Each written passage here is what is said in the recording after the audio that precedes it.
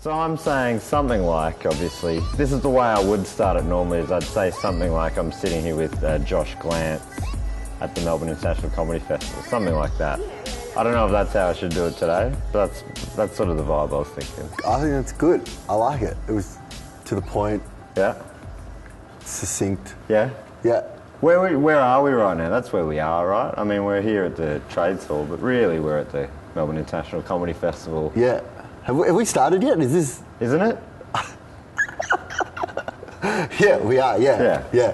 Do you want it like a more conventional start to an interview? Well, I thought you were... We're in the wrong place, mate. I thought you were practicing the introduction, but that was the introduction. That was it. So we're in it right now. I'm a one-take guy. Great, I like it. If I muck it up, yeah, bad luck. Yep. For me, mainly, because I look unprofessional. But I've never seen you muck it up before, Matt. So... Never have. Yeah. Yeah, so I'm very lucky in that way. You having a good time? Yeah, I am having a good time. This is my first time doing a full run in the festival. Yours as well? I was going to say me too in a solo show. Yeah.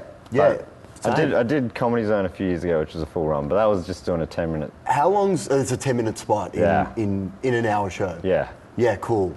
Well, I think it's a bit. Yeah, it's quite an interesting thing to do a full run. Like we're 4 days in, and I'm excited to like work in a show and get into a groove and that type of thing. Yeah. I'm still feeling positive too. Yeah. Apparently, people have been telling me that about 3 weeks in and you start to fall apart. Yeah. And then you bring it back together at the end and wish it was going on longer right at the end, but yeah, it's too late by that stage. Yeah. Well, I feel like I've just done Perth where we kind of were hanging out. And then... Where you were winning awards. And where you were winning award. I had a good time. I had a good time in Perth. Best comedy show. Yeah. Fringe World. It was really surprising to get that. It was really lovely. I wasn't surprised. I saw it and I told the judges, you better goddamn give it to that man or... You know, your ass is on grass. Thank you. So they were confused by it. So under duress, they were like, shit, Matt Stewart's pissed off. We gotta give it to this Glanc guy. Yeah. Yeah, good. Give it to the Glanc. Thanks. You deserved it. Oh, thanks, man. But then after Perth, I did Adelaide. So it's just, I don't know, it just feels like going from one festival to another to now this. You're like... I think I'm not used to, but I have now felt what it's like to be performing quite regularly, whereas last year I wasn't performing very regularly, so it's still a bit of a jolt, but I'd like to feel I'm starting to get into a groove. But I don't know, I feel like now I need to knock on some wood because, I don't want to jinx that. That's great. So you think Adelaide was smart? Because I've had a big gap between Perth and now, but...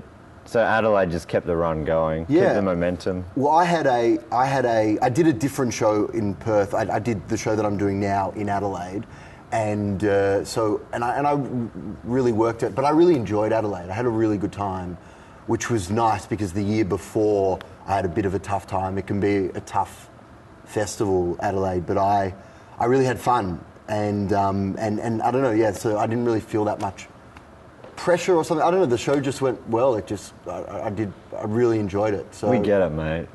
Everything's going very well for Josh Glanc. The first couple of nights of working this show in a new room was a bit weird. That makes me feel a little better. Yeah, it was a bit... You want to talk about your show at all? The thing that people might recognise about it immediately, if they've seen you around, you're in a big beefcake suit. Yeah, I'm in a big muscle suit. And you're playing a guy called Dickie Rosenthal, an American beefcake. Yeah. He used to be a dweeb. He used to be like a nerdy, like you and like me. He used to be like a nerdy Jew that like like me. Yeah, like you. We've got the nice rabbinical beard. Yeah, I'm very rabbinical. Yeah, you walk down Caulfield and you would be mistaken for like a learned scholar.